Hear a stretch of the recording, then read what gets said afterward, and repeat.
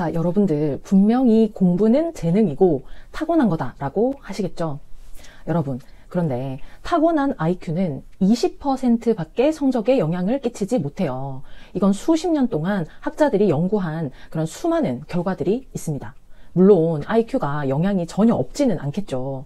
하지만 그 타고난 극소수의 학생들은 논외로 두고 평범한 IQ를 타고난 우리는 그럼 어떻게 더 효율적으로 더 열심히 해서 내가 낼 수 있는 최고치 결과를 후회 없이 내보냐 이거예요.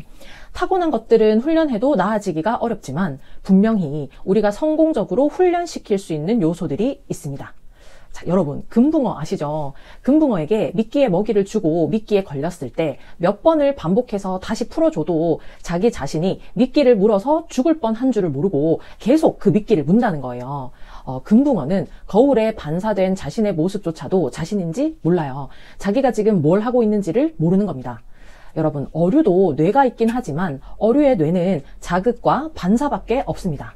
자, 다른 동물들은 자신이 모른다는 것을 모르지만 우리 인간은 자신이 뭘 모르는지 알기 때문에 똑똑하다는 거예요. 자, 그럼 다시 본론으로 돌아가서 그럼 타고난 IQ를 논외로 두고 과연 그럼 타고난 IQ 이외에 전교 1등과 평범한 나의 차이점은 도대체 무엇이며 IQ보다 훨씬 더 영향을 미치는 후천적인 노력으로 변화시킬 수 있는 요소들을 변화시켜서 더 효율적으로 잘할 수 있게 될까요? EBS 다큐에서 실험을 했습니다. 고1 학생들을 대상으로 fMRI로 학생들의 뇌를 3차원 영상으로 촬영을 했습니다. 그 학생들 중에서는 전교 1등 학생도 있었는데 과연 전교 1등은 뇌도 특별한 걸까요? 자, 성적과 뇌 구조는 과연 어떤 관계가 있을지 실험을 한 거예요. 자, 보름 뒤에 결과가 나왔습니다. 가장 눈에 띄는 곳은 이마 바로 뒤에 있는 전두엽이었습니다. 이 전두엽의 피질의 두께, 그리고 전체적인 볼륨과 학교 성적이 상당히 연관성이 있다는 그런 실험 결과를 얻었습니다. 성적이 높은 학생일수록 전두엽 앞부분에 회백질이 두껍게 나타났습니다. 회백질이 두껍다는 건 그만큼 신경세포가 많아서 그 영역이 활성화되어 있다는 뜻입니다. 그러면 전두엽 회백질이 두꺼운 학생들은 왜 공부를 잘하는 경향이 있는 걸까요? 이건 제가 핸드폰 중독 영상에서도 말씀드렸듯이 우리 인간의 전전두엽은 특히 고차원적인 인지와 계획, 다른 동물들과 구별되는 우리 인간 특유의 능력과 관련이 있는 부위입니다. 그래서 이 전전두엽이 발달을 하면 스스로 대한 인지, 그러니까 자기 자신에 대해서 잘 알고 이해할 수 있는 메타 인지 능력도 발달을 한다는 겁니다. 타고나지 않아도 전교 1등을 할 수 있는 친구들은 항상 스스로가 제대로 알고 있는지를 확인하면서 공부합니다. 반면에 그렇지 못한 친구들은 항상 스스로 잘 안 돼 있는데도 이만하면 됐다, 스스로가 다 안다고 착각을 합니다. 자, 공부에 재능을 타고나진 않았지만 전교 1등을 할 수 있는 방법은 바로 이 메타 인지 능력을 키우는 것입니다. 자, 그렇다면 우리는 어떻게 이 메타 인지 능력을 활용해서 기가 막힌 공부 전략을 짤 수 있는지에 대해서 이야기해 보도록 하겠습니다. 자, 콜롬비아 대학교 그리고 아주대학교 심리학과 연구팀이 함께 학생들을 대상으로 단어 암기 테스트를 했습니다. 단어 시험을 치기 전에 두 가지 방법으로 시험 공부를 할 시간을 줬습니다. 첫 번째 방법은 좀 전에 외운, 그러니까 공부한 내용을 눈으로만 다시 쭉 읽어보는 그런 복습 형태를, 그리고 나머지 두 번째 방법은 단어들을 퀴즈처럼 스스로 시험을 쳐보는 셀프 테스트를 한 후에 시험을 치렀습니다. 자, 결과는 어떻게 나왔을까요? 눈으로 다시 쭉 읽어보는 재학습으로 공부를 하고 시험을 봤을 때의 시험 결과는 평균 43점. 반면에 단어를 스스로 퀴즈처럼 셀프 테스트를 하고 시험을 본 결과는 평균 53점이었습니다. 자, 이렇게 테스트 형식으로 공부했을 때 10점이나 높은 결과가 나온 것입니다. 자, 셀프 테스트를 통해서 자신이 아는지 모르는지를 확인하는 이 메타 인지 과정을 거치는 것만으로도 점수가 10점이나 올라간다는 얘기입니다. 자, 그런데 또 여기서 정말 재밌는 사실은 과연 우리 학생들은 어떤 공부 방법을 더 좋아하고 또 더 효율적이라고 생각할까요? 자, 똑같은 학생들에게 눈으로 익히는 방법과 반면에 좀 낯선 과제라도 내가 스스로 테스트를 해보고 조금 더 점검하는 방법 중에서 어느 공부 방법이 더 효과적일지 질문을 했는데 대부분의 학생들은 눈으로 익히는 게 더 효과적인 것 같다라는 대답을 했습니다. 한 번 더 읽어보면 셀프 테스트를 했을 때보다 점수가 더 잘 나올 거라고 착각을 하는 겁니다. 이런 착각은 학생들이 적어낸 예상 점수에서도 그대로 드러났습니다. 자, 시험 전에 자신이 몇 점을 받을 것 같은지 예상 점수를 써보라고 했습니다. 눈으로만 보는 재학습의 방법으로 공부를 했을 때는 학생들이 스스로 평균 53점 정도는 받을 수 있을 것 같다라고 예상을 한 반면에 셀프 테스트의 경우에는 49점을 예상한 겁니다. 좀 전에 우리가 봤던 것처럼 실제로 점수는 셀프 테스트를 했을 때가 10점이나 더 높았는데도 말입니다. 자, 눈으로만 보는 재학습이 학생들을 자신만만하게 만들어서 실제보다 10점이나 더 받을 거라고 착각하도록 한 거죠. 자, 그렇다면 학생들은 왜 눈으로만 보는 재학습이 더 효율적이라고 착각하는 걸까요? 그 이유는 바로 셀프 테스트는 스트레스를 많이 주는 반면에 눈으로만 읽는 재학습은 스트레스를 덜어주기 때문입니다. 학생들이 이 스트레스를 너무 못 견디는 거예요. 그냥 보고 읽고 하면 되게 쉽잖아요. 그래서 자신이 스트레스를 안 받고 또 자기 자신이 다 알고 있다고 생각하는 내용을 계속 공부하고 있으면 기분이 좋아집니다. 또 기분이 좋아지면 마치 공부가 잘 되고 있다는 착각에 빠지게 됩니다. 자, 그런데 이게 자기 자신이 잘하고 있다는 그런 착각이라는 겁니다.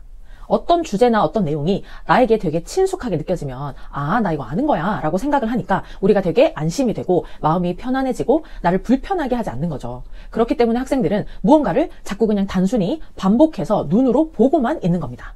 많은 학생들이 지금도 이처럼 배운 내용들을 눈으로만 읽는 그런 재학습의 방법을 쓰고 있습니다. 근데 반면에 자꾸 자신이 무엇을 모르는지 테스트를 해가면서 공부를 하면 어떨까요? 자, 스트레스를 엄청 받습니다. 스트레스가 생기면 그 사람은 frustration, 그러니까 좌절을 하게 되고 그러면 기분이 안 좋아지고 자신의 능력도 떨어지고 아, 나는 잘못 배우고 있구나, 나는 못하는구나 라고 생각을 하게 되는 것입니다. 여러분 셀프 테스트를 한번 해보면 굉장히 많이 불편해집니다. 자, 그런데 이 불편감을 느끼는 게 굉장히 중요합니다. 왜냐하면 이제 무엇을 해야 되고 어디가 부족한지를 알 수 있게 되는 것이기 때문입니다. 사실은 이 셀프 테스트를 하는 것이 훨씬 더 잘 배우고 있는 거예요. 이렇게 힘들고 불편할수록 더 많은 것들을 기억하고 더 많은 것들을 배우게 되는 겁니다. 공부를 잘하는 학생들이 메타인지를 공부 전략에 활용하는 경우는 정말 많이 볼 수 있고 그런 전략들이 습관이 되어서 굉장히 견고하게 자리 잡고 있습니다. 자, 그렇다면 전교 1등은 어떻게 그렇게 매 순간 그런 스트레스를 받는 어려운 선택을 하면서도 오랫동안 공부를 지속할 수 있을까요? 전교 1등이라고 졸리지 않을까요? 게임이나 SNS, 덕질을 안 하고 싶을까요? 절대 그렇지 않습니다. 하지만 전교 1등들은 졸다가도 다시 스스로 깨어나서 스스로 해야 할 공부를 기어이 다 해내고야 맙니다. 사실 이건 웬만한 어른들에게도 굉장히 힘든 일입니다. 그런데 이제 겨우 17살인데 어떻게 이런 자기 조절 능력을 보여줄 수 있을까요? 여러분, 메타인지에는 두 가지가 있습니다. 모니터링과 컨트롤이 있는데요. 모니터링은 내가 아는 건지 모르는 건지를 생각하는 것이고 그런 모니터링을 통해서 자신을 컨트롤합니다. 자, 메타인지가 어려운 건 이 두 가지가 모두 다 있어야 한다는 것입니다. 모니터링은 되지만 컨트롤이 안 되는 친구들은 자기가 모른다는 걸 잘 알면서도 스스로 통제하지 못해서 공부를 못하는 친구들도 있습니다. 자, 그런데 보통 이런 컨트롤 능력까지 뛰어난 우리 전교 1등 친구들의 생각을 들어보면 뭔가를 이루고 싶은 강력한 동기나 정서적인 지원이 있습니다. 이런 걸 우리가 보통 접근 동기라고 합니다. 접근 동기란 내가 가지고 싶은 것, 내가 되고 싶은 것, 다시 말해서 내가 간절하게 소망하는 모든 것들을 아우르는 말입니다. 이렇게 간절하게 소망하는 것이 있는 사람들은 일반적으로 공부를 오래 지속할 수 있는 힘을 받게 됩니다. 또 여러분, 보통 이런 메타인지는 우리가 초등학교 때부터 훈련이 가능하다고 밝혀져 있습니다. 미국의 초등학교에서는 아이들이 수업을 할 때 적힌 글자를 단순히 읽기만 했을 때는 워드, 글자라고 적힌 종이를 그릇에 넣고 그 글을 보고 생각을 했을 때는 생각, think라고 적힌 종이를 그릇에 담으면서 글을 읽은 본인의 생각을 말해보는 수업을 합니다. 자, 이런 수업을 통해서 아이들은 단순히 글자를 소리내서 읽는 것과 그 글을 보면서 생각하는 것은 다른 것이구나 라는 그 차이점을 인지하고 자신이 생각하고 있다는 것을 자꾸 생각하게 만드는 훈련을 합니다. 자, 아무 생각 없이 그냥 책만, 그 글자만을 읽는 가짜 독서를 하는 아이들이 정말 많이 있어요. 자, 여러분, 우리 인간의 뇌에서 이런 특수한 능력이 어느 정도 선을 넘을 때까지는 우리는 계속해서 반복을 해야 합니다. 뇌 훈련의 기본이 바로 반복입니다. 청소년기의 올바른 학습 태도, 올바른 메타인지 능력, 또 이것들을 반복해서 좋은 습관들을 형성해서 완전히 자기 것으로 만드는 겁니다. 여러분, 뇌의 가소성이라고 들어보셨죠? 이렇게 반복 훈련을 하게 되면 뇌의 신경세포가 늘어나고 신경세포 간의 연결성도 좋아집니다. 여러분, 그런데 이 모든 거는 선생님도 부모님도 그 누구도 대신 해줄 수가 없습니다. 자기 자신을 가장 잘 바라볼 수 있는 사람은 바로 자기 자신이기 때문입니다. 자, 세계에서 가장 공부를 오랫동안 하는 우리나라 학생들. 이런 장시간 학습은 세계에서 가장 빠른 경제 성장의 원동력이 되기도 했습니다. 그런데 문제는 제대로 된 공부를 하는 학생들은 많지 않다는 겁니다. 열심히 오랫동안 공부하는 것도 중요하지만 무엇보다 똑똑하고 보다 효율적인 공부를 고민해야 할 때가 됐습니다. 이런 메타인지 공부 습관과 자세에 대해서 우리 학생들과 학부모님 그리고 선생님들 모두가 잘 생각해 보아야 할 때입니다. 자, 여러분, 오늘의 내용이 여러분들께 조금이나마 도움이 되셨다면 구독, 좋아요, 알림 설정 부탁드리고 저는 다음번 더 유익한 영상으로 다시 찾아뵐 수 있도록 하겠습니다. 다음번 영상에서 만나요. 빠잉!